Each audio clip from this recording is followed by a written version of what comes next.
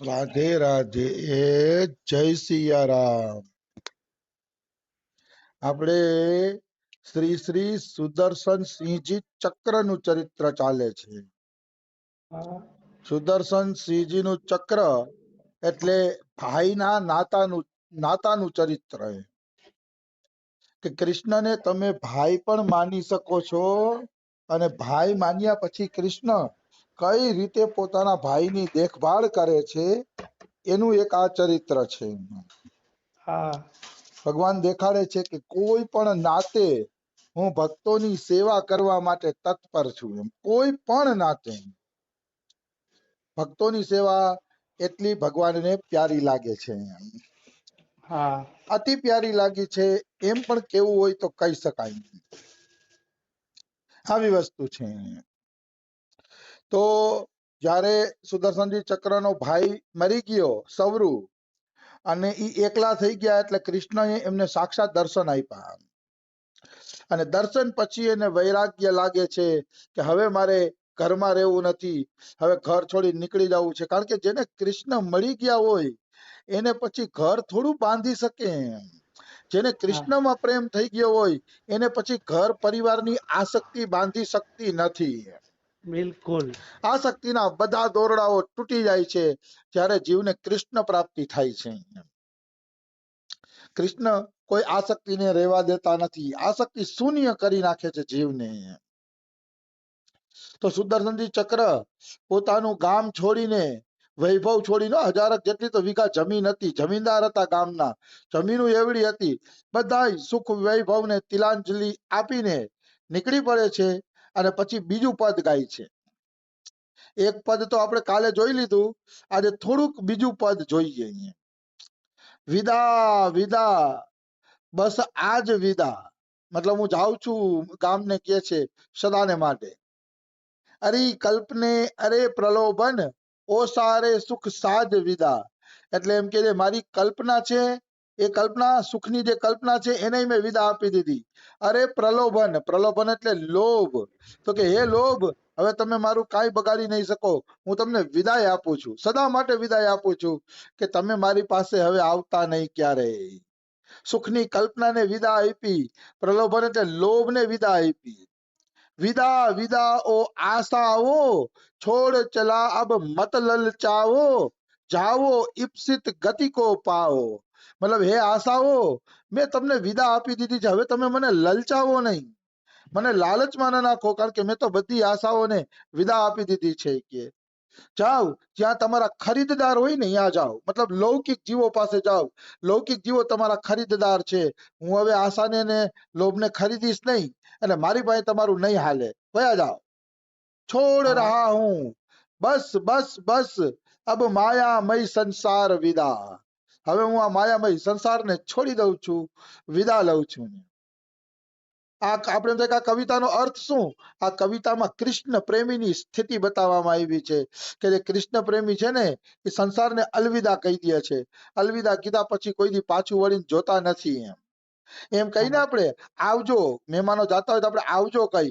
આવજો શબ્દ સારો છે, પણ એમ કે અલવિદા શબ્દ તો ત્યારે જ બોલાય છે જ્યારે જીવનમાં એ વ્યક્તિને આપણે કોઈ દી મળવાના ન હોય, ત્યારે જ અલવિદા શબ્દ બોલવામાં આવે છે. એમ કહે છે તો અહીંયા બધા સુખોને સુદર્શનજી અલવિદા કહે છે. અને આખું જીવન સુદર્શનજી પછી વિષયોમાં ગયા જ નહીં, પૈસા ભેગા કર્યા નહીં, મકાન બનાવ્યું નહીં, કુટિયા પોતાના નામની નહીં, જમીન મકાન પોતાના નામનું નહીં, કારણ કે એને સુખને અલવિદા કહી દીધું. પછી જીવનમાં કોઈ દી સાંસારિક સુખોને પાસે પણ ફળકવા નથી દીધા એને. એવા મહાપુરુષ સુદર્શન સિંહજી ચક્ર. આવી વસ્તુ અલવિદા કહી દો સંસારને અને જગતના સુખોને, અલવિદા કહી દો, કારણ કે ભગવાન પાસે જે સુખ છે ને એ સુખ ક્યાંય નથી. મારા પ્રવચનમાં ત્યાગની વાતો આવતી હોય છે એટલે ઘણાને એમ થતું હશે કે આને સંસાર પ્રત્યે આટલી નફરત શું કામ છે કે છોડાવે છે. સંસાર પ્રત્યે નફરત કરવાની વાત નથી. સંસારમાં બધા હસો બોલો ક્રિયા કરો ઉપર ઉપરની, પણ હું દેખાડવા એ માંગુ છું કે સંસારના જે સુખમાં તમે સમય બગાડો છો એ ભગવાનના સુખ સામે એક ટીપા બરાબર નથી. એવું દિવ્ય ભગવાનનું સુખ છે. એટલા માટે હું કહું છું કે સંસારમાં આસક્તિ ન જ થવી જોઈએ. બિલકુલ. ભલે હું એમ નથી કહેતો કે હું સિદ્ધ થઈ ગયો છું કે મને પૂરું સુખ મળી ગયું છે, પણ 15 વર્ષ થયા ખાલી હું કથાનું સુખ લઉં છું તો એમ થાય છે કે કથાનું સુખ આવું છે તો એના દર્શનનું સુખ કેવું હશે. હા એટલે હું સંસાર છોડવાની વાત કરું છું. હું એમ નથી કહેતો કે આ સંસાર છોડીને જીવ દુઃખી થાય, દુઃખી નહીં, પણ ઈશ્વરનું સુખ જ્યારે એ લેતો થઈ જશે ત્યારે એને આપણે આપ ખબર પડી જશે કે આ સુખ એની કાંઈ ગણતરીમાં નથી. કાંઈ એટલે કાંઈ ગણતરીમાં છે જ નહીં, ટીપા બરાબર છે. ભગવાનનું સુખ સાગર સમાન છે. હા અને સાગરને છોડીને બૂંદ પાછળ ભટકવું નહીં, મોટામાં મોટી મૂર્ખતા છે. એના જેવી મૂર્ખતા બીજી એકેય ન હોઈ શકે. આવી વાત છે. પછી શું સુદર્શનજી કહે છે, ક્યા ચિંતા જો ઘન છાએગા, ઉપલ દેહ પર વર્ષા દેગા, ભીષણ ઝંઝાવાત આવેગા, પર સ્વતંત્ર પક્ષી કે રક્ષક, પ્યારે કારા ગાર વિદા. મતલબ આકાશમાં સંકટના વાદળ છવાશે, એની ઉપર પછી દુઃખની વર્ષા થશે, ઝંઝાવાત આવશે. સુદર્શનજી કે ભલે આવે, ભલે ઝંઝાવાત આવે, જે આવવું હોય, હું તો સ્વતંત્ર પક્ષીની જેમ આકાશમાં ઉડી શકીએ. પ્યારે કારાગાર વિદા, મેં આ સંસારની જેલને વિદા આપી દીધી છે.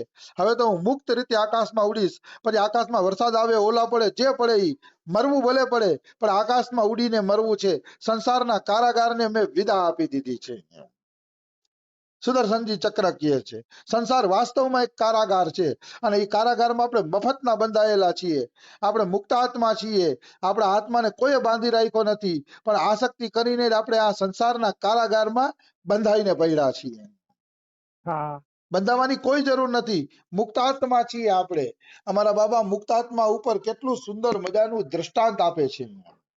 હા સુંદર કે એક ભરવાડ હતો.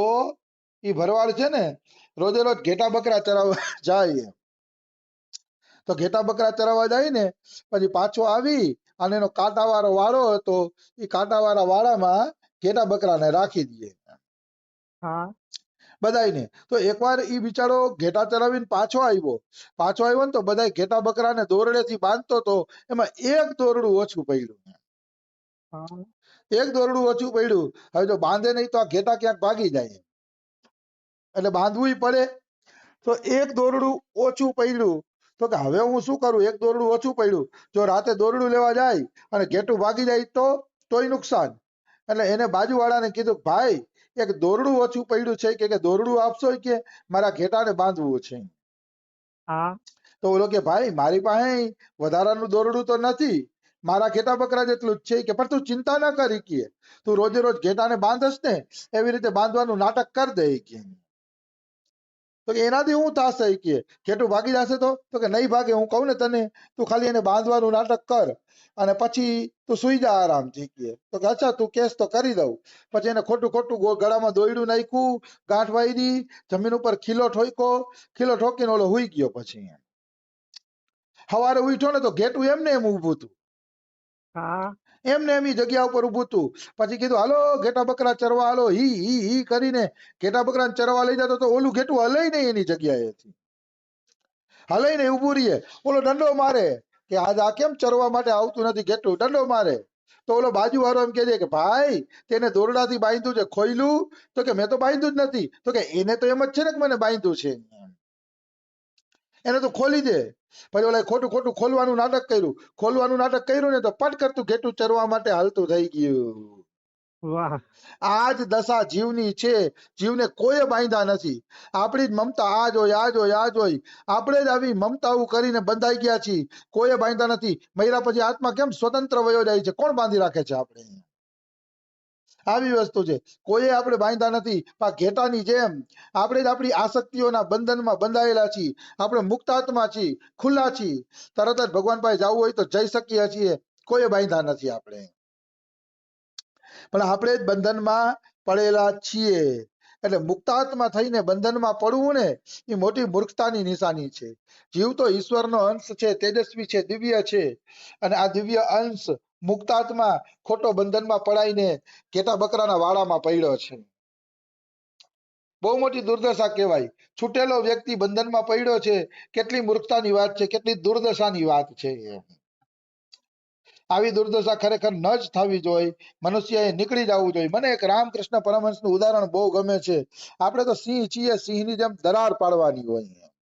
હા રામકૃષ્ણ પરમહંસ કહે છે કે એક સિંહ હતો ને, એને બચલું જન્મ્યું ને એટલે સિંહ છે ને ભાગ્યો અહીંયાથી, કારણ કે એની પાછળ શિકારી પડ્યા હતા.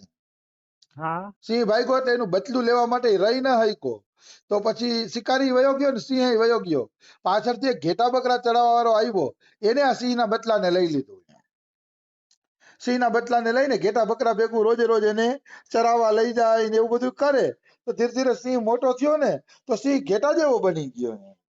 હા સિંહ ઘેટા જેવો બની ગયો. ઘેટાની જેમ ઘાસ ખાય, ઘેટાની જેમ બેસે ઉઠે, બધી ચાલ ચલન ઘેટા જેવી થઈ ગઈ. કારણ કે સંઘનો રંગ તો લાગે ને.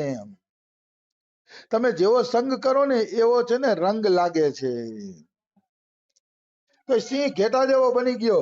પછી એક વખત ત્યાંથી એક સિંહ નીકળ્યો. એ સિંહ નીકળ્યો ને એને એમ થયું કે અરે અમારો ભાઈબંધ, અમારી પ્રજા આ ઘેટા ભેગી શું કરે છે.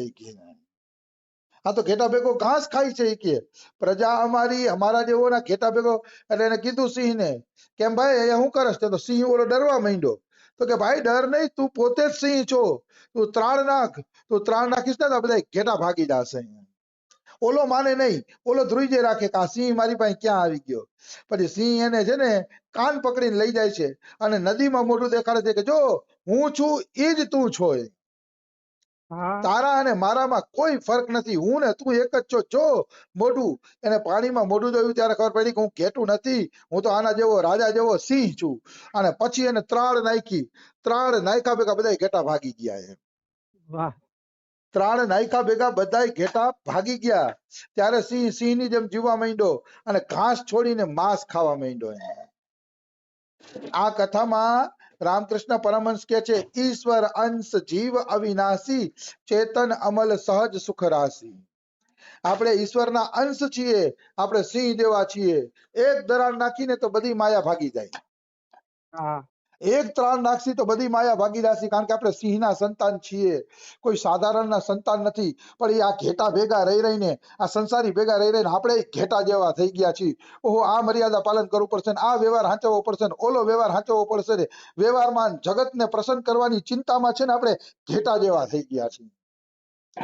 ઘેટા જેવા શું રહેવાનું હોય? એક ત્રાણ નાખી કે મારી મરજી પડશે એમ જ કરશે તો કોણ તમને રોકવા વાળું છે? હા ત્રાણ નાખવાની વાત છે. આપણે સિંહ છીએ, થોડા કઈ સંસારી જેવા ઘેટા જેવા છીએ, ભગવાનના અંશ છીએ. પણ એ કોઈ સંત દેખાડે ને પાણીમાં મોઢું, ત્યારે સંત એમ કે ભાઈ તમે સિંહ જેવા છો, ત્રાણ નાખો, આ શું ઘેટા જેવા બનીને બેઠા છો. ત્રાણ નાખવાની વાત છે. તો આવી વસ્તુ આપણે આપણી જાતને ઓળખીએ કે આપણે ભગવાનના સંતાન છીએ. કાંઈ આ સંસારી ઘેટા જેવા નથી ડરી ડરીને હાલીએ. ડરવાનું શું હોય? આવી વસ્તુ છે. એટલે મનુષ્યએ હંમેશા છે ને હિંમતપૂર્વક જીવવું જોઈએ અને ત્રાણ નાખીને જીવવું જોઈએ. કારણ કે ઈશ્વરના અંશ હોવાથી આપણામાં ઈશ્વરની બધી શક્તિઓ છે. ઈશ્વરની જેટલી શક્તિઓ છે એ બધી આપણી અંદર કૂટી કૂટીને ભરેલી છે. ભગવાનનું વાહ સંતાન થઈ અને સંસારની અંદર રમણ કરવું આ સારી વાત લાગતી નથી. ભગવાનનું સંતાન થઈને આપણે ઘેટા ભેગા ફરીએ, આપણે લાજ આવવી જોઈએ. આપણે તો સિંહ છીએ, ત્રાણ નાખવાની હોય. આવી વસ્તુ છે. તો રામકૃષ્ણ પરમહંસને આવા ઉદાહરણ દ્વારા જગતને સમજાવતા જ હોય છે કે વાસ્તવમાં તમારી સ્થિતિ શું છે. રામકૃષ્ણ પરમહંસના દ્રષ્ટાંતો બહુ સુંદર હોય, અતિશય સુંદર હોય. ભલે સાદા દ્રષ્ટાંતો હોય પણ રામકૃષ્ણ પરમહંસ જેવી વિષયને સમજાવવાની છણાવટ બીજા ઓછામાં હોય છે. અમુક લોકો મોટી મોટી વેદાંતોની વાતો કરે, એવી મોટી મોટી વેદાંતોની વાતો કરે ને કે આપણા મગજમાં ટપાઈ ન પડે. એવી એવી વાતો કરે વેદાંતોની મોટી મોટી, પણ એને ખબર નથી કે ભાઈ આવી વેદાંતોની મોટી વાતો કરવાથી કાંઈ વળતું નથી. સાધારણ ઉદાહરણમાં પણ જનતાને સમજાવવું જોઈએ જ્ઞાન, તો ઈ જ્ઞાન સાચું છે. મોટી મોટી વાતો કરી અને જીવને જ્ઞાન સમજાય નહીં, સમજાશે નહીં તો જીવનમાં ક્યારે આવશે? પેલા તો જ્ઞાનની વાત સમજાવવી જોઈએ, સમજાય પછી જીવનમાં આવે. તો મોટી મોટી વેદાંતોની વાતો કરતા હોય, જીવને બિચારાને સમજાતું ન હોય તો એ જ્ઞાન નકામું છે. એના કરતા રામકૃષ્ણ પરમહંસના દેશી દ્રષ્ટાંતો સારા. એના દેશી દ્રષ્ટાંતોમાં આપણે બધી વાત સમજી શકીએ છીએ. આવી વાત છે. તો સમય થઈ ગયો છે. સુદર્શનજી ચક્રની આ જે કવિતા છે એ આપણે કાલે લઈ લેશી. રાધે રાધે, જય સિયારામ. રાધે રાધે. જય